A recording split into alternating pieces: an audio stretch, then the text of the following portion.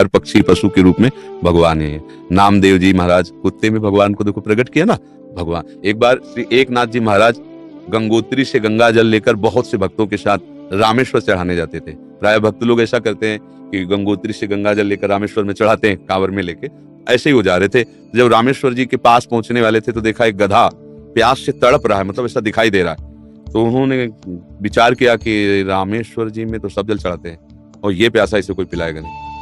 गंगोत्री से लाए थे रामेश्वर जी के लिए, नजदीक गए और गोद में गधे का सर लिया और हर हर महादेव करके पूरी गंगा जली जे ही गंगा जल पिया। तो और जो साथी थे सब हंसने लगे, यार मतलब इतनी मेहनत करके वहां से लाए और पास ही आ चुके थे रामेश्वर के, वहां नहीं चढ़ा, गधे को पिला दिया। वो तो रामेश्वर जी गए और वहां रामेश्वर आ गए।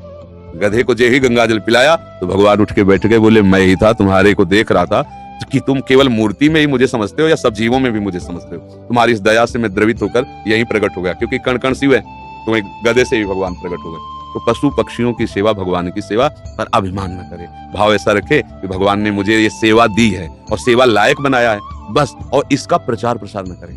प्रचार प्रसार करने से सेवा का जो सुकृत होता है वो नष्ट हो जाता है। जैसे आप यार मित्रों से और बहुतों से हम तो ऐसा करते हैं, मतलब ये बात जैसे आप संत से या गुरुजनों से कहे वो बात अलग होती है, बस इसके बाद फिर इससे अगर कोई कहे भी कि सुना है कि आपने पक्षियों की बहुत सेवा करते हो, अरे हम अपनी ही सेवा नहीं कर पाते पक्षियों की क्या, मतलब उसे हमें दबाना है। हमसे पाप बन जाए तो कह देना है, पुण्य बन जाए तो छुपा लेना है। पर अपने लोग उल्टा करते हैं, पुण्य बनेगा तो पोस्टर छपवा देंगे और पाप बनेगा तो कसम खा लेंगे कि किया ही नहीं है। यही हमारी दुर्गति का कारण बनता है।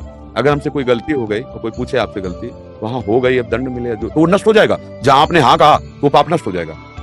अगर सभा में खड़ा होकर के स्वीकार कर ले तो दंड मिले ना मिले उसका पाप नष्ट हो गया। और हम सभा में पुण्य को कह सकते हैं, पाप को नहीं कह सकते, देखना है नहीं। तो अपने इस पुण्य को छुपाओ और पशु पक्षी में भगवत भावना करो। जब उनको दाना डाल रहे हो या फल जो भी जैसे पशु पक्षी हो तो भाव करो, हे भगवान आप इन सब रूपों और बढ़िया पुण्य बन जाएगा और बड़ा लाभ मिल जाएगा। हे भगवान आप इन रूपों में आके सेवा स्वीकार, नाथ हम पे प्रसन्न रहो कि हम सदैव आपकी सेवा करते हैं। भक्ति हो गई, इसी से भक्ति हो गई, सब में भगवान के दर्शन की भावना बनने लगे।